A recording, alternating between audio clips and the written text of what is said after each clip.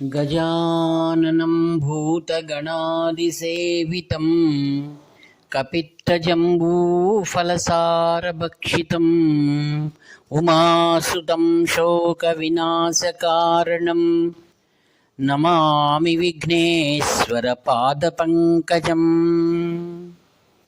सदाशिवसमारम्भां शङ्कराचार्यमध्यमाम् अस्मदाचार्यपर्यन्तां वन्दे गुरुपरम्पराम्।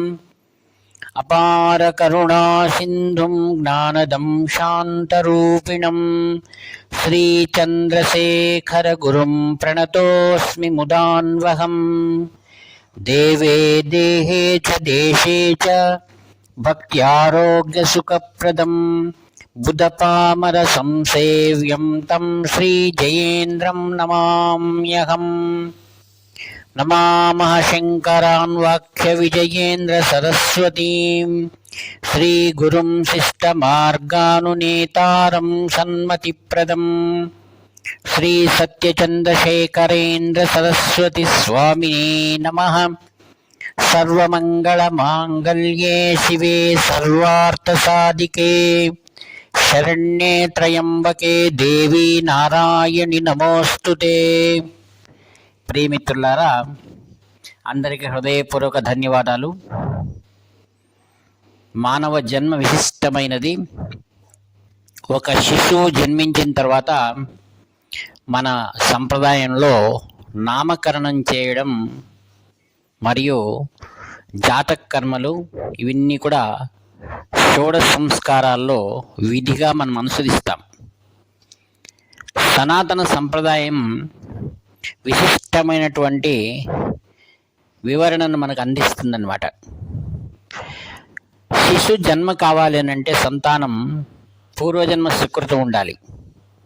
అందుకే సంతానం అనేది వంశవృక్షము అని అంటారు. వంశం అభివృద్ధి కావాలనంటే పితృదేవతల ఆశీర్వాదం, మహాత్ముల ఆశీర్వాదం, గురువు యొక్క ఆశీర్వాదం మనకు కలిగితేనే మనకు చక్కటి సంతానం భగవంతుడు అనుగ్రహిస్తాడు. ఒకవేళ మన జన్మలో సంతానం అనేది జాతక ప్రకారం లేకున్నా గురువును ఆశ్రయించిన వారు సంతానాన్ని పొందుతారు. అది ఎలా అనే విషయం గురు చరిత్రలో ఇటువంటి అధ్యాయాల్లో మనకు తెలిసి వస్తుంది. సద్గురు అనేవారు పూర్వజన్మలలో ఉన్నటువంటిది కానీ ఆ యొక్క కర్మల్లో వాళ్ళు తొలగిస్తారు.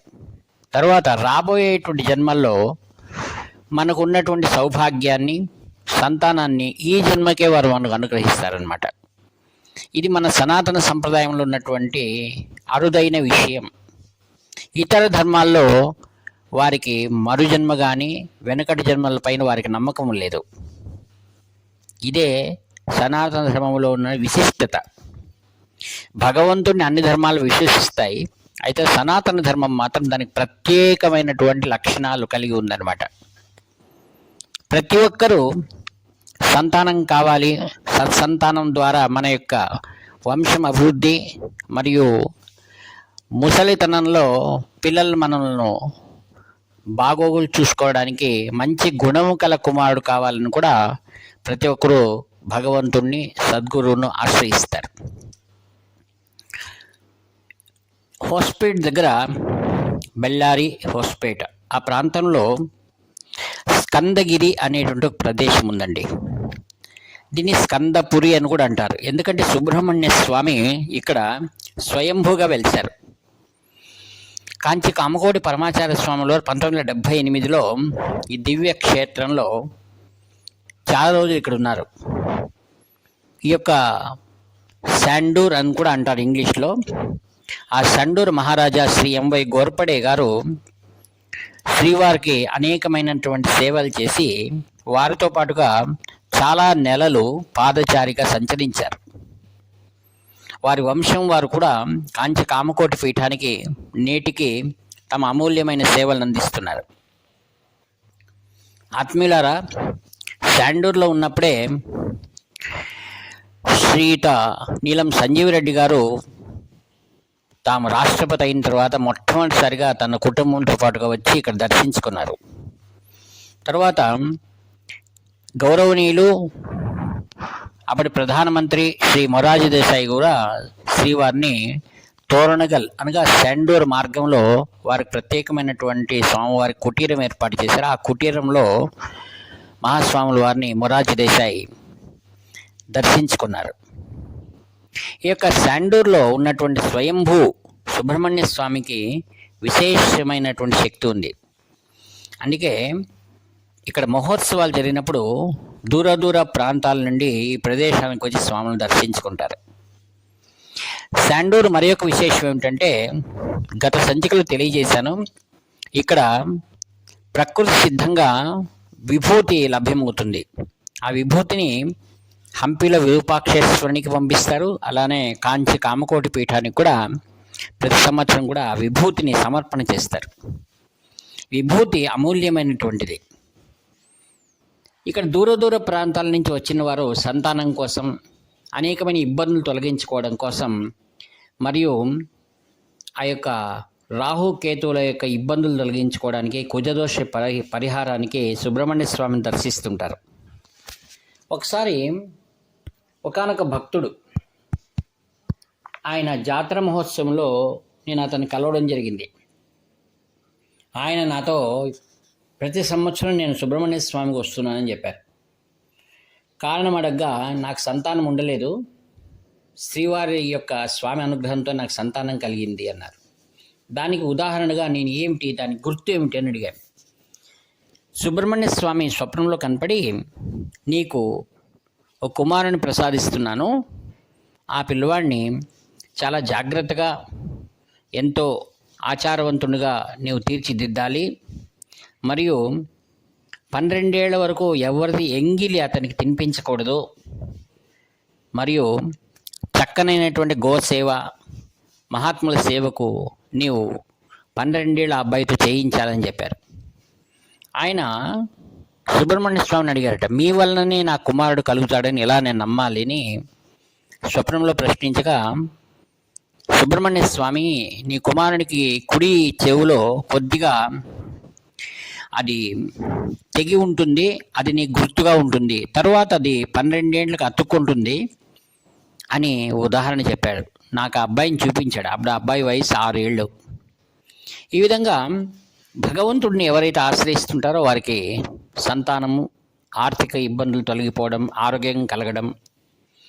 సుబ్రహ్మణ్య స్వామి క్షేత్రానికి కాంచి పరమాచార్య స్వాముల వారు రావడం అనేటువంటిది ఈ ప్రాంత ప్రజలందరికీ కూడా అమోఘమైనటువంటి ఆశీర్వాదరూపంగా చరిత్రలో నిలిచిపోయిందనమాట.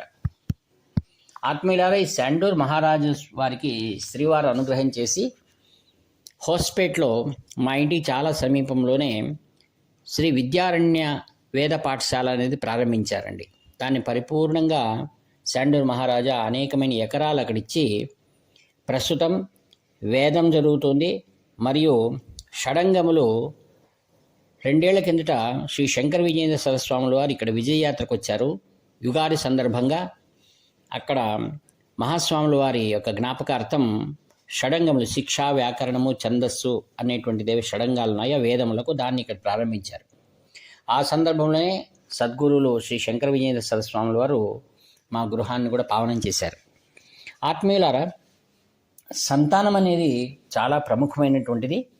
పిల్లలను సంస్కారవంతులుగా మనం తీర్చిదిద్దవలసినటువంటి బాధ్యత ప్రతి తల్లిదండ్రులపైన ఉంది. మనం పిల్లలకు నామకరణం చేసినప్పుడు మన సంప్రదాయంలో భగవంతుని నామాన్ని మనం వారికి అర్పణ చేస్తాం. అమ్మాయిలైతే దేవి నామములను, మరియు అబ్బాయిలైతే భగవంతుని యొక్క నామాలను మనం వారికి జాతక ప్రకారం నామస్మరణ చేయిస్తుంటాం. ఆత్మీయులారా, కొందరు మహాస్వాముల వారి దగ్గరికి, శ్రీ జయేంద్రుల వారి దగ్గరికి మరియు శంకర విజయేంద్ర సరస్వాముల వారిని దర్శించుకొని తమకు పిల్లలకు నామకరణం చేయమని కూడా అడుగుతుంటారు. కాంచి కామకోటి పీఠంలో శ్రీపీఠం వారు అందించే నామం అనేటువంటి చాలా పవిత్రమైనటువంటిది. కాంచి మఠంలో అనేక జాతుల వారందరూ కూడా పనిచేస్తూ ఉంటారు. ముఖ్యంగా అనేక మార్లు ఈ విషయాన్ని మీకు తెలియజేస్తూ వచ్చాను. కాంచి కామకోటి పీఠం అద్వైత పరంపర ఏ యొక్క జాతి మత కుల విచక్షణ లింగ భేదములు లేకుండా అందరినీ కూడా సమానంగా చూసేటువంటి కామకోటి పీఠం ఇది. ఆత్మీయులారా, ఈ మఠం కొందరికి సొంత ఇల్లు అనిపిస్తుంది, కొందరికి మఠం అనిపిస్తుంది, కొందరికి ఇది దేవాలయమని, కొందరికి సాక్షాత్ దైవం యొక్క నిలయమని కూడా అందరూ వారి సంస్కారాలుగా ఇక్కడ శ్రీమఠాన్ని తమ జీవితంలో ముఖ్య పాత్రగా గుర్తిస్తారు.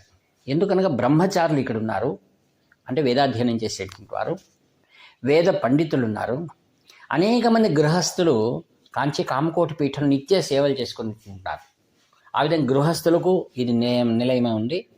అనేకమైన సన్యాసులు కూడా పీఠం ద్వారా సన్యాసం తీసుకున్నవారు కానివ్వండి, వేరే పీఠాధిపతుల ద్వారా సన్యాసం తీసుకున్నవారు కానివ్వండి, కాంచి కామకోటి పీఠం వారందరికీ కూడా ఆశ్రయం కల్పిస్తుంది.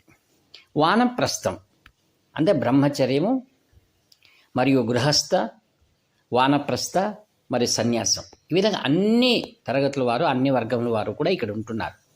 కొందరు ఉద్యోగ విరమణ చేసుకొని భార్యాభర్త కాంచీలోనే ఒక ఇల్లు ఏర్పాటు చేసుకొని ప్రతినిత్యం కూడా శ్రీవారులను దర్శించుకుంటూ కాంచి కామకోటి పీఠం యొక్క సేవ చేసుకుంటుందా అని మనం ప్రత్యక్షంగా చూడవచ్చు. కావున అందరికీ ప్రియ పాత్రమైనదే శ్రీ కాంచి కామకోటి పీఠం. పూర్వంలో ఆదిగురు శంకర భగవత్పాదాచార్యుల వారు ఆ యొక్క సురేశ్వరాచార్యుల వారు మండన మిశ్రుణ్ణి జయించిన తర్వాత సురేశ్వరాచార్యులుగా నామాంకితమైంది. ఆయన తన నగరం నుండి అనేక మంది కుటుంబాలన్నీ కూడా దాదాపుగా 250 కుటుంబాలు వారితో పాటుగా వచ్చి కాంచీ పీఠంలోనే కాంచీ నగరంలో ఆశ్రయాన్ని పొందారు. ఆ విధంగా అందరిది పీఠం ఇది. ఆత్మీయులారా, ఒకసారి ఈ యొక్క కాంచీ పీఠంలో పనిచేస్తున్నటువంటి ఓ వ్యక్తి, అంటే ఆ యొక్క శుభ్రం చేసేటువంటి వారు, పాత్రలు మరియు ఆ యొక్క గదులను శుభ్రం చేసేటువంటి వారు, దాంట్లో సంతానంగా ఒక అమ్మాయి కలిగింది. ఆ అమ్మాయికి స్వాముల వారు లక్ష్మి అని నామకరణం చేయమని చెప్పారు. ఆయన అడిగారు, స్వామి ఏం నామకరణం? లక్ష్మి పెట్టమని. ఆయన ఎంతో ప్రేమగా అల్లారుముద్దుగా ఆ అమ్మాయిని చూసుకుంటూ ఉన్నారు. అమ్మాయి పెద్దగా అవుతూ ఉందన్నమాట. ఆటలు పాటలు ఆడడం, మఠంలో ఎక్కడ పడితే అక్కడ తిరుగుతుండడం, అందరూ ఈ విధంగా మీరు గమనించవచ్చు. ప్రతి ఒక్క పిల్లలు కూడా ఎంతో సంతోషంగా మహాత్ములు తిరిగిన ఈ పరిసరాల్లో తిరుగుతూ వారి జీవితంలో అనేకమైనటువంటి కర్మం ఏవైతే ఉన్నాయో వాటిని తొలగించుకుంటారు. మహాత్ములు తిరిగిన ప్రదేశం పవిత్రమైనగా నిలయం అది. ఎందుకంటే ప్రతినిత్యం కూడా అనేక యజ్ఞయాగాలు జరుగుతుంటాయి, వేద పారాయణ జరుగుతుంటాయి, ప్రతినిత్యం అనేకమైన స్తోత్రాలు, నాదస్వరం, అనేకమైన సంగీత కళలకు నిలయమై ఉందన్నమాట. నిత్యము కూడా మహాత్రిపుర సుందర సమేత శ్రీ చంద్రమౌళీశ్వర స్వామి నిత్య పూజలు జరుగుతుంటాయి. ఆ పిల్లల యొక్క అదృష్టం ప్రతిరోజు కూడా స్వాముల వారిని దర్శించుకుంటూ ఉండవచ్చు. అక్కడ పనిచేస్తున్న సిబ్బంది అందరూ కూడా వారి భాగ్యం అది. స్వాముల వారిని ఎల్లప్పుడూ కూడా వాళ్ళు దర్శించుకుంటూ ఆ యొక్క ప్రసాదాలు స్వీకరించే సౌభాగ్యం వాళ్ళ జీవితంలో భగవంతుడు అనుగ్రహించాడు. ఒకరోజు ఈ వ్యక్తి తల్లిదండ్రులు ఏం చేస్తారంటే, ఆ యొక్క కుమార్తె పైన కోపంతో ఒక చెడు మాటను అన్నారనమాట. పరమాచార్య స్వామి అటుగా వెళ్తూ విని అప్పుడు తక్షణమే అతన్ని పరిచారకం ద్వారా పిలిపించారు ఆ తండ్రిని.